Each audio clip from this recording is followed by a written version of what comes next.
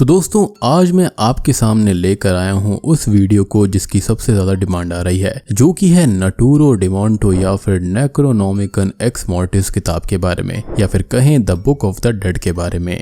इस वीडियो के अंदर आपको इस किताब के डिफरेंट वर्जन्स के बारे में, इसके ओरिजिन्स के बारे में, इसकी ताकत के बारे में, डीमंस के बारे में जानने को मिलने वाला है। इनफैक्ट यहाँ पर ऐसी ऐसी चीजें हैं जो कि बहुत ही बेहतरीन है, तो आपको सुनने में काफी मजा आएगा। अब यहाँ पर कुछ रेफरेंसेस पिछली मूवीज के या फिर सीरीज के होंगे जो कि बहुत ही माइन्यूट से हैं, बहुत बड़े नहीं होंगे, तो आपको समझने में दिक्कत नहीं आने वाली। लेकिन हाँ, मैं जल्दी ही मूवी और सीरीज को भी एक्सप्लेन करने वाला हूँ, तो जब आप उसको सुन लोगे और उसके बाद वापस आकर इस वीडियो को देखोगे तो आपको और ज्यादा क्लैरिटी मिल जाएगी। उम्मीद करता हूँ कि आपको ये वीडियो पसंद आएगी क्योंकि इसमें काफी मेहनत लगी है। तो जल्दी से इस वीडियो को 10,000 लाइक्स कर दो, ढेर सारे कमेंट्स कर दो, कम से कम 500 कमेंट तो कर ही देना। और मैंने ऑलरेडी 2013 वाली इविल डेड मूवी और जो लेटेस्ट आई है इविल डेड राइज, इन दोनों को एक्सप्लेन कर दिया है। तो अगर आप इन दोनों किताब के वर्जन्स के बारे में जानना चाहते हो, स्टोरी के बारे में जानना चाहते हो, तो उनको भी देख लीजिए। आपको इन दोनों ही वीडियोस का लिंक नीचे डिस्क्रिप्शन में और पिन कमेंट में मिल जाएगा। तो चलिए अब बिना किसी देरी के चलते हैं सीधा वीडियो की तरफ। अब इविल डेड फ्रेंचाइजी के अंदर, अलग अलग मूवीज के अंदर, सीरीज के अंदर या फिर अलग अलग यूनिवर्सेस के अंदर, जी हाँ अलग अलग यूनिवर्सेस बोल रहा हूँ, तो इसके अंदर इसको नटूरो डेमोंटो भी कहा जाता है। और ये खाली एक किताब नहीं है, बल्कि एक जीती जागती किताब है जो कि इतना केओस क्रिएट करती है, और इसलिए इसको बुक ऑफ द डेड भी कहा जाता है। अब देखो, सबसे पहले HP लवक्राफ्ट ने इस बुक का जिक्र किया था और उसी के बाद से ये बुक धीरे धीरे करके आगे बढ़ती रही है। इस बुक का जो ओरिजिन है वो थोड़ा अलग और थोड़ा कंफ्यूजिंग है, जिसको सिंप्लीफाई करके यहाँ पर बताया जाएगा। तो हेल के अंदर रूबी नामक एक डार्क वन है, जिनको हम डीमंस भी कह सकते हैं, उसने इस किताब को क्रिएट किया था और तब ये बुक पहली बार एग्जिस्टेंस के अंदर आई थी। और ये जो डार्क वंस है ना, ये एंशिएंट बीइंग्स हैं जो कि मेरे हिसाब से सॉर्सरर्स, जो कि मैजिक जानते हैं, काला जादू जानते हैं, और साथ ही साथ डीमंस भी हैं, यानी कि इनका मिक्सचर है। क्योंकि ऑब्वियस ही बात है कि इतनी शक्तिशाली और भयानक किताब को कोई भी आम इंसान या फिर आम एंटिटी नहीं बना सकती। खैर, अब ये किताब बनाई गई थी इंसानों को अपना गुलाम बनाने के लिए, उनको टॉर्चर करने के लिए और अर्थ को इन्वेड करने के लिए, जिसके अंदर कई सारी इनकैंटेशंस हैं जिनसे काफी कुछ किया जा सकता है, और ये हम आगे बुक की पावर्स के पार्ट में डिस्कस करेंगे। साथ ही साथ किताब के अंदर बहुत सारी प्रोफेसीज भी हैं जो कि अक्सर सही फ्यूचर प्रेडिक्ट कर देती हैं। अब एक बार क्रिएट होने के बाद में ये किताब अर्थ तक पहुंच गई, जहां पर थोड़ा बहुत ही उसका इस्तेमाल हुआ, लेकिन फिर ये किताब अपनी प्राइम लोकेशन हेल या फिर कहीं और कुछ वक्त के लिए गुम हो गई थी। और फिर 730 AD में एक आदमी अब्दुल अजीज को इस किताब के इनकैंटेशंस कहीं पर लिखे हुए मिले थे, और उसने उनको ट्रांसलेट करके सेम बुक की एक रेप्लिका तैयार कर दी, जिसके बाद उस किताब ने उसको भी खत्म कर दिया, क्योंकि इस किताब की शक्तियां इतनी खतरनाक होती हैं, हर कोई इसको कंट्रोल नहीं कर सकता, और एक ऑल्टरनेट यूनिवर्स में जा पहुंची। और एटलीस्ट इस किताब के 3 मेन वर्जन्स या फिर कॉपीज हर यूनिवर्स के अंदर हैं, और हर जगह इस किताब को डार्क वंस ने ही क्रिएट किया है। एक जगह रूबी ने और कई जगहों पर कई सारे डार्क वंस ने मिलकर। लेकिन जो सबसे ज्यादा कंफर्मेशन वाली बात है ना, वो Ash versus Evil Dead series के अंदर है, जो कि डार्क वंस है रूबी, और रूबी ने ही इस किताब को यहाँ पर इन्वेंट किया था, या फिर ये कहीं बनाया था। और मैं सीरीज वाली चीज पर ही ज्यादा जाना चाहता हूँ, बाकी चीजों के बारे में मैं ज्यादा बात नहीं करूंगा, क्योंकि जो चीज कंफर्म है उसी के बारे में हम बात करेंगे। क्योंकि कहने को तो इस किताब के इतने वर्जन्स है कि अगर मैं बात करने पे आ जाऊं तो ये वीडियो कम से कम 3 से 4 घंटे की बन सकती है। और अगर आपने इविल डेड फ्रेंचाइजी और सीरीज को थोड़ा सा भी देखा होगा, या फिर कहीं भी पोस्टर या फिर कुछ भी देखा होगा, तो इस किताब की जो विजुअल वर्जन्स है ना, वो भी दिखने में अलग अलग हैं। लाइक जो सबसे पहला यानी कि 1981 वाला था, उसके अंदर किताब का लिटरल फेस है जैसे कि किसी डीमन का फेस हो, और रूबी ने ऐसा ही किया था। एक डीमन था, उसका फेस काट कर यहाँ पर लगाया गया है। जो किताब का बाहरी कवर है वो इस डीमन का फेस है, और जो अंदर के पन्ने हैं वो इंसानी फ्लैश से बने हुए हैं। साथ ही साथ अंदर जो भी इनकैंटेशंस हैं, जो भी स्पेल्स हैं या फिर कुछ भी है, वो इंसानी खून से बना हुआ है। और डीमंस को क्या चाहिए? इंसानी सैक्रिफाइस। अब आप समझे होंगे कि यहाँ पर इंसान का मांस और खून क्यों इस्तेमाल किया गया। इनफैक्ट इस किताब के 3 ही वर्जन्स हैं, ये बात बिल्कुल पक्का नहीं है, क्योंकि उससे ज्यादा भी हो सकते हैं, और 3 तो डेफिनेटली हैं, क्योंकि मूवीज और सीरीज के अंदर मोस्टली 3 का ही जिक्र है। एंड फॉर श्योर आगे चलकर हमें इस किताब के और भी वर्जन्स देखने को मिल सकते हैं, क्योंकि ये जो किताब है ना, वो हर कोई लिख देता है, यानी कि इसकी कॉपी कोई भी बना सकता है, बस उसके पास में वो इनकैंटेशंस होने चाहिए, जिनको हम चीप कॉपीज भी बोल सकते हैं। अब ये जो ओरिजिनल किताब थी 730 AD के बाद फिर से गुम हो जाती है, और फिर 1300 AD तक किसी को भी नहीं मिलती, क्योंकि ये किताब अपनी बाकी 2 किताबों की कॉपीज के साथ एक ऑल्टरनेट यूनिवर्स में बैरिड थी। क्योंकि हम जानते हैं कि इविल डेड राइज के अंदर फादर ने बताया था कि नटूरो डिमोंटो की 3 किताबें हैं, जिनमें से एक उनको मिली थी, और ये तीनों किताबें उस ऑल्टरनेट यूनिवर्स के अंदर बैरिड होती हैं जहां पर गलती से ऐश होता है, जो कि इस फ्रेंचाइजी का मेन प्रोटैगनिस्ट है, वो वहां पर पहुंच गया था। और ये सारी चीजें कैसे होती हैं कि ऐश यहाँ पर कैसे पहुंचता है, क्या हुआ था, ये सारी चीजें मैं तब बताऊंगा जब मैं इस पूरी की पूरी मूवी को और सीरीज को एक्सप्लेन करूंगा। फिलहाल आप इन सब चीजों को थोड़ा सा याद रख लो, क्योंकि जब मैं सीरीज को और मूवीज को समझाऊंगा तब आपको ये सारी चीजें अच्छे से लिंक होती हुई समझ में आएंगी। खैर, अब ऐश जो होता है वो वहां पर पहुंचता है और किताब की पावर्स की वजह से वो वापस अपने टाइमलाइन में जाना चाहता था, और उसके चक्कर में वो गलत इनकैंटेशन कर देता है, जिस वजह से उसका ही एक ईविल फॉर्म बन जाता है, जिसके बाद में वो वहां पर किंग आर्थर के साथ में मिलकर आर्मी ऑफ डार्कनेस को हरा देता है। अब ये किताब यहाँ पर भी सेफ नहीं होती, क्योंकि 4000 BC से पहले ये अक्सा की सुमेरियन सिटी में एक मिस्टिक को मिलती है, और उसने इसका यूज करके एक डीमन ड्रैगन को पजेस किया, जिसने सिटी को प्रॉस्पेरिटी देने के बदले में ह्यूमन सेक्रीफाइस मांगा, जो कि उसको एनुअली मिलता रहा था, यानी कि हर साल ह्यूमन सेक्रीफाइस हुआ करते थे। और शायद से इस किताब के अंदर जो ढेर सारे ह्यूमन सेक्रीफाइस की जो इमेजेस थी वो शायद से यही हो सकती हैं। अब सवाल यह आ सकता है कि ये किताब अलग अलग टाइम पर भी कई बार दिखती है, तो उसकी एक और पावर है रियलिटी वार्पिंग और टाइम मैनिपुलेशन। ये किताब अपने हिसाब से टाइम को चला सकती है, कहीं भी जा सकती है, और इसलिए ही इस किताब को इनविंसिबल कहा जाता है।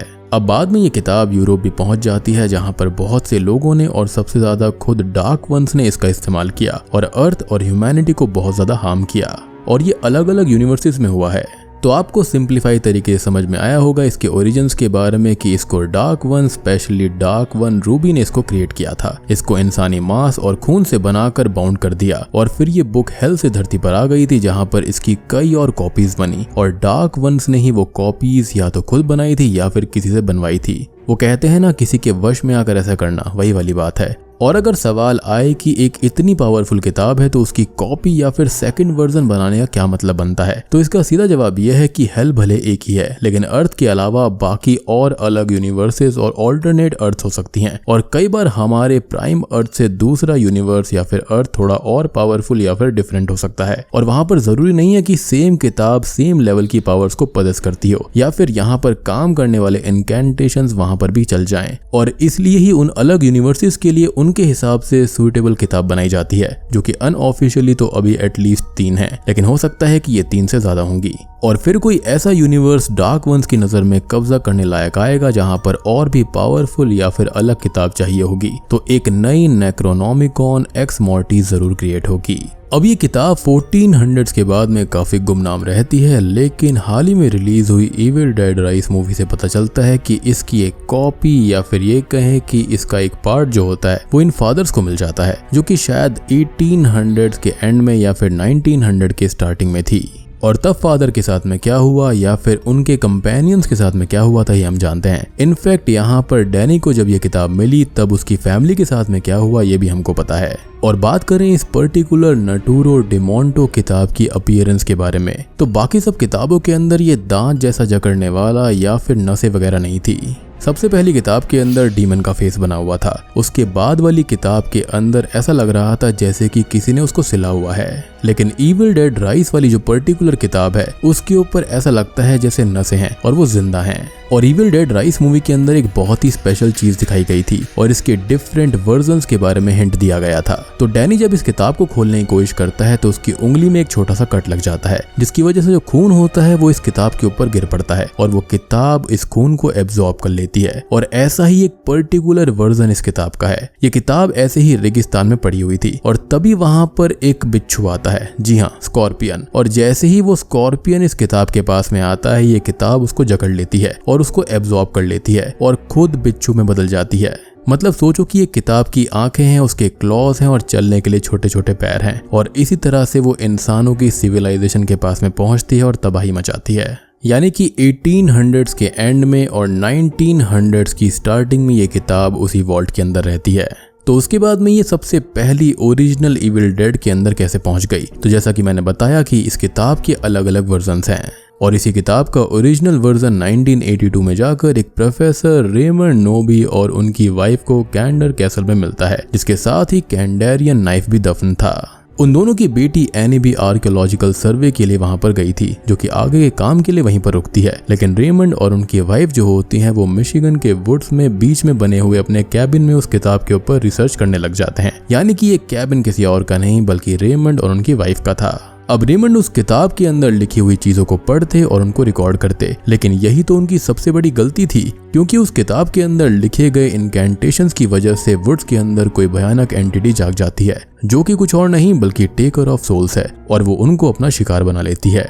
अब ये जो भी एंटिटी है ना, इसकी शक्ति ये है कि ये वुड्स के अंदर किसी भी चीज को अपने कंट्रोल में कर सकती है। साथ ही साथ इस किताब की खास बात यह है कि ये जिसको भी छूती है या फिर इन्फेक्शन कहीं भी फैलता है उससे डेडाइट्स बन जाते हैं, यानी कि जिनको ज़ॉम्बी हम कह सकते हैं। अब कुछ वक्त के बाद में उसी कैबिन के अंदर ऐश विलियम्स अपने कुछ दोस्तों के साथ में आता है, और ये ऐश का उस किताब से पहला एनकाउंटर होने वाला था, जिसके बाद में वो किताब उसकी डेस्टिनी का एक पार्ट बन जाती है। अब पहली ही रात कैबिन में घूमते हुए उसे और उसके दोस्त को वो टेप और ये किताबें मिल जाती हैं, जिसको वो लोग चेक करने लगते हैं और फिर से उस डीमन को वो जगा देते हैं। और स्टार्टिंग में याद है ये बहुत फेमस हुआ था, शैतान जाग उठा, शैतान जाग उठा, ये बहुत ही भयानक था उस वक्त। खैर इसके बाद में वो डीमन इन सभी दोस्तों को डेडाइट्स में कन्वर्ट करने लगता है और सबके ऊपर अटैक करवाने लगता है। अब ऐश को छोड़कर बाकी सब मारे जाते हैं और वो खुद को बचाने उस किताब को आग में फेंक देता है, जहां पर वो किताब स्क्रीम करने लगती है। इनफैक्ट जो डेडाइट्स होते हैं ना वो भी मेल्ट होने लगते हैं, लेकिन ऐश अभी फ्री नहीं होता और वहीं पर फंस कर रह जाता है। अब कुछ वक्त बाद एनी अपने डैड और मॉम से मिलने के लिए उस कैबिन में आती है, जहां पर उसे उस किताब की भयानक सच्चाई पता चलती है। अब एनी को उस किताब के कुछ खोए हुए पन्ने कैसल के अंदर मिले थे, जिनसे उस किताब को खत्म करने के लिए वो कुछ इनकैंटेशंस को पढ़ती है और डीमन भी उसको मारने लगता है।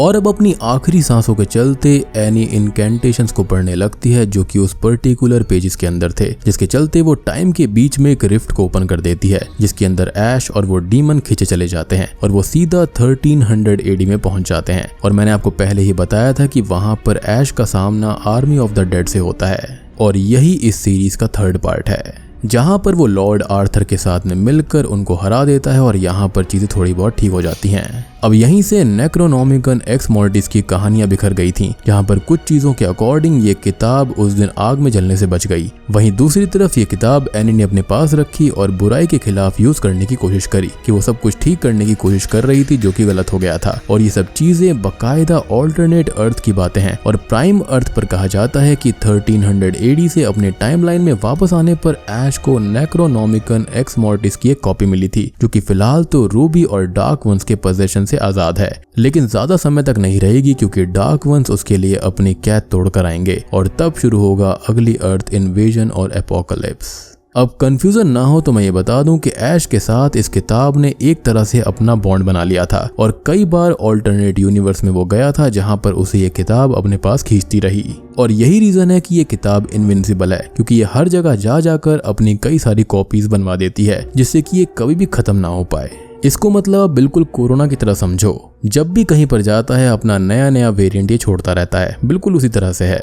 अब बहुत वक्त तक ये किताबें सीधा ऐश के पास में ही रहती है और उसकी बाकी कॉपीज अलग अलग जगह पर तबाही मचाती रहती हैं। और इविल डेड राइज में दिखने वाली किताब हो सकता है कि वही प्राइम नेक्रोनोमिकन एक्स मॉर्टिस ही होगी, जो कि अब ओरिजिनल यूनिवर्स में है। इनफैक्ट ये मूवी हमारे टाइमलाइन में हुई थी या फिर नहीं, ये भी नहीं पता। बेसिकली ये जो किताब है वो एंशिएंट बीइंग्स ने बनाई है, वो भी एक डीमन को कैद करके। और वो डीमन क्या चाहता है? पूरी दुनिया पर कब्जा करना, और ये एंशिएंट बीइंग्स यानी कि डार्क वंस भी दुनिया पर कब्जा करना चाहते हैं। बेसिकली इंसानों से नफरत करते हैं, उसके लिए ही ये किताब बनाई गई थी। इस किताब के अंदर डिफरेंट डीमंस को बुलाने का रास्ता दिखाया गया है और इंसानों के सेक्रीफाइसेस हैं। और नेक्रोनोमिकन एक्स मॉर्टिस खुद को रिक्रिएट कर रही है और वो पावर चाहती है। तो अब बात करते हैं नेक्रोनोमिकन एक्स मॉर्टिस की पावर्स की, एबिलिटीज की और कैरेक्टर्स की। तो ये किताब डीमंस को तो जगा ही सकती है, साथ ही साथ उनको काफी पावर्स भी दे सकती है। और सबसे ज्यादा हम कैंडेरियन डीमन के बारे में जानते हैं, जिसे इस किताब ने जगाया था। और जो कैंडेरियन डीमन है ना, ये कुछ और नहीं बल्कि टेकर ऑफ सोल्स होता है, जो कि फॉरेस्ट के अंदर ट्रीज को कंट्रोल कर सकता है, हवा में काफी दूर तक लेविटेट कर सकता है, और इसके पास में पावर्स भी बहुत होती हैं, जैसा कि हमने हर इविल डेड मूवी के अंदर देखा है। जब भी ये किसी को पजेस करता है उसके बाद में ये जब किसी को भी कट करेगा, काटेगा या फिर कुछ भी अपने खून से करेगा तो वो इसकी आर्मी बन जाते हैं, बेसिकली डेडाइट्स बन जाते हैं। और इन सभी मूवीज के अंदर डेडाइट्स और कैंडेरियन डीमन का बहुत ही ज्यादा रोल है। अब टाइम और स्पेस में रिफ्ट क्रिएट करना इस किताब की पावर है, जहां पर ये बुक खुद से या फिर इसके इनकैंटेशन से टाइम और स्पेस में दरार बन सकती है। जहां पर एनी ने जो किया था वो इस किताब की किसी पावर की झलक थी, लेकिन जरूरी नहीं है कि जो डायमेंशन एनी ने सोचा वही ओपन हुआ होगा, क्योंकि ये माना जाता है कि ये किताब खुद से भी अपने लिए यूनिवर्स या फिर डायमेंशन चूज करके वहां जा सकती है। और एक स्पेशल चीज और है इस किताब की, जैसे कि इस किताब को एंशिएंट वन ने बनाया है, यानी कि डार्क वंस ने, तो इन दोनों के बीच में एक लिंक जुड़ा हुआ रहता है। तो जब भी इसको कोई सेकंड पर्सन या फिर थर्ड यूजर इस्तेमाल करता है तो जो मेन पर्सन होता है उसको एहसास हो जाता है कि ये किताब खुली है, बंद हुई है या फिर इसके अंदर से इनकैंटेशंस को रीड किया गया है। इस किताब की और पावर्स ये है कि एक पर्सन की सोल को यहाँ से वहाँ ट्रांसफर किया जा सकता है, साथ ही साथ उनको फिर से जिंदा भी किया जा सकता है, हालांकि पुनर्जन्म यहाँ पर इविली होगा, जैसे कि डेडाइट्स। साथ ही साथ ये किताब लिविंग क्रीचर्स को एब्जॉर्ब कर सकती है, जैसा कि मैंने स्कॉर्पियन वाले केस में बताया था। इविल डेड राइज के अंदर खून को भी इसने एब्जॉर्ब कर लिया था। इनफैक्ट ये किताब डीमंस को गाइड भी कर सकती है, उनको पावर्स दे सकती है और खुद भी किसी को भी अपना होस्ट बना सकती है। और होस्ट बनाने के लिए ये किताब उस पर्सन के अंदर की डार्क फीलिंग्स को भी सेंस कर लेती है और फिर उसको अपना होस्ट बना लेती है और ये किसी कर्स की तरह हो जाता है, जिसके अंदर इस किताब की स्पिरिट उस पर्सन से डेंजरस डील्स करती है, जिनको मानने पर वो इंसान और लोगों का बुरा करेगा और नहीं माना तो खुद ही मारा जाएगा। मुझे लगता है कि डैनी के साथ में इविल डेड राइज मूवी के अंदर यही हुआ था। उस किताब के पास जाते ही वो बहुत ही ज्यादा टेम्प्ट हो गया था और ये किताब उसको मजबूर कर रही थी कि वो वहां पर वो स्पेल चला दे।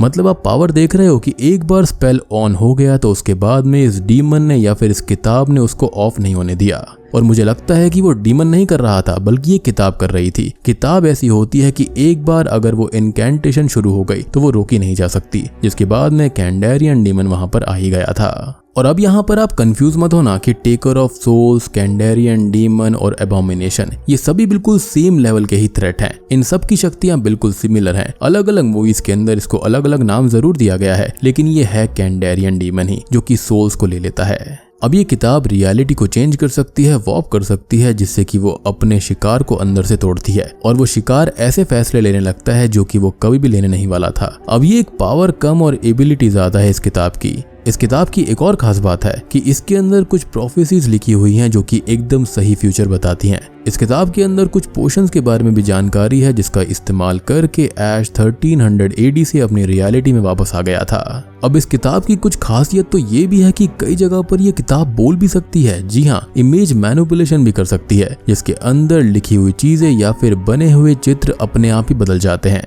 यानी कि इस किताब की मर्जी है कि वो यूजर को क्या दिखाना चाहती है, और ये किताब अपने आसपास या फिर थोड़ी दूर के इविल को भी अपनी ओर आकर्षित कर सकती है, जिसको रोकने के लिए डार्क वन रूबी ने उसके ऊपर कुछ स्पेल भी लगाए थे, या फिर ऐसा होने से रोकने के लिए किताब को डेड बॉडीज में हाइड कर दिया था। अब ये किताब एक और डेंजरस चीज कर सकती है, और वो है किसी को भी टच करने भर से इविल में इन्फेक्टेड कर देना, जो कि धीरे धीरे भयानक होता चला जाता है, यानी कि वो डेडाइट्स बन जाते हैं। खैर, अब इस किताब की महानता, इसकी शक्तियां और इसके काले जादू को हमने देख लिया है, लेकिन बात करें इसको नष्ट कैसे किया जा सकता है, तो इसके अंदर खुद कहानियों में और मूवीज और सीरीज के अंदर कॉन्ट्रडिक्शन करा गया है।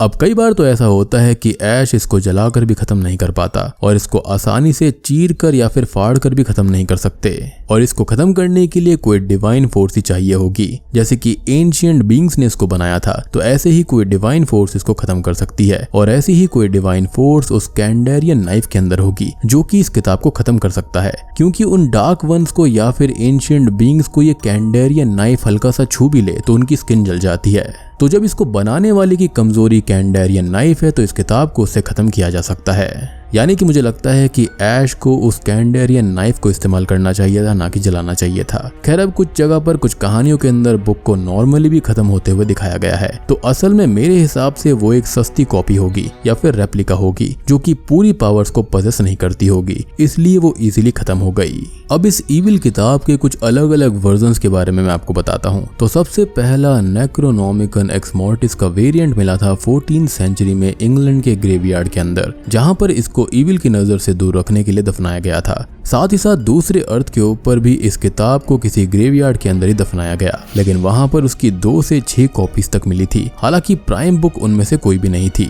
यानी कि वो खाली सस्ती कॉपीज थी। अब एक और रियलिटी के बारे में बात करी जाए तो प्रोफेसर नोबाई के फॉर्मर एसोसिएट एलेक्स ने इस किताब की सस्ती कॉपी प्रिंट करके मार्केट में उतार दी थी, जो कि लोगों के बीच में फैल गई और ब्लैक मैजिक करने वाले और इविल लोगों की पहली पसंद बन गई। इस किताब का विरोध एश विलियम्स ने भी किया था, हालांकि वो जानते थे कि एलेक्स कभी भी रियल नेक्रोनोमिकन एक्स मॉर्टिस को समझ नहीं पाएगा। अब एक और किसी अर्थ के ऊपर ये किताब अब्दुल अल हजरत के द्वारा लिखी गई थी, जिसके अंदर 2012 में दुनिया के खत्म होने की फेमस प्रोफेसी शामिल थी। और ये किताब HP लवक्राफ्ट का एक रेफरेंस है, क्योंकि ओरिजिनल आइडिया वहीं से आया था। अब नेक्रोनोमिकन एक्स लिब्रिस उस रियलिटी के अंदर इस किताब का नाम है, जहां पर रेड डीमन ने इस किताब को क्रिएट किया था और वो डार्क वंस को अर्थ तक लेकर आया, यहाँ पर कब्जा करना चाहता था। लेकिन ऐश ने उसको रोक दिया और अपने खून से चीजों को अल्टर कर दिया और इस इन्वेजन को और एपोकलिप्स को रोक दिया। अब ये तो होगी पास्ट और प्रेजेंट की बात, लेकिन एक फ्यूचर ऐसा भी है जहां पर 2150 AD में इस किताब ने खुद को डिजिटल कर लिया। जी हाँ, और कंप्यूटर्स के बीच में ये पहुंच जाती है, बेसिकली एक वायरस बनकर, जिसको हटाने के लिए ऐश भी पीछे पड़ जाता है, लेकिन कुछ कर नहीं पाता। और ये किताब खुद को एक मैलवेयर के अंदर बदलकर लोगों के ऊपर अटैक करने लगती है, जिसको रोकने के लिए ऐश अपनी गर्लफ्रेंड और एक मिड एज्ड हैकर की हेल्प लेता है। और आपने इस बुक ऑफ द डेड के बारे में द ममी मूवी के अंदर भी सुना होगा, तो हो सकता है कि ये भी इसी बुक का कोई ना कोई वर्जन होगा, क्योंकि इस किताब की सबसे बड़ी शक्ति है इनविंसिबिलिटी, यानी कि ये कभी खत्म नहीं हो सकती। एक वर्जन खत्म होगा, कहीं और दूसरी मिल जाएगी।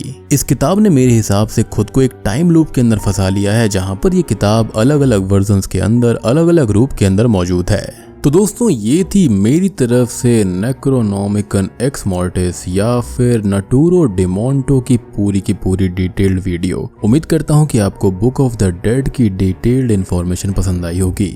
बाकी अब यहाँ पर ऐसी बहुत सारी चीजें हैं जो मैं अभी कवर नहीं कर सकता हूँ, लेकिन जैसे जैसे मैं मूवी और सीरीज को कवर करना शुरू करूंगा, मैं वहां पर आपको बताता रहूंगा, तो कोई भी डिटेल मिस नहीं होने वाली है। आपको सारी की सारी इन्फॉर्मेशन परफेक्ट तरह से मिल जाएगी। और पर्सनली मेरे हिसाब से इस किताब को समझना ज्यादा जरूरी था, क्योंकि जो मूवी है ना, उसकी जो स्टोरी है वो काफी सिंपल सी होती है। लाइक किताब मिलती है कैबिन के अंदर, यहाँ पर इनकैंटेशंस होती हैं, डीमन आता है, सबको मारता है, डेडाइट्स में कन्वर्ट कर देता है। तो उन सब के बारे में तो डिटेल में बात होगी ही, लेकिन यहाँ पर आपको किताब को समझना ज्यादा जरूरी था। तो उम्मीद करता हूँ कि आपको वीडियो पसंद आई होगी। पसंद आई है तो वीडियो को लाइक कर देना, चैनल के ऊपर नए हैं तो सब्सक्राइब कर लीजिए। तो मैं आप सबको मिलता हूँ अगली वीडियो के साथ में, तब तक के लिए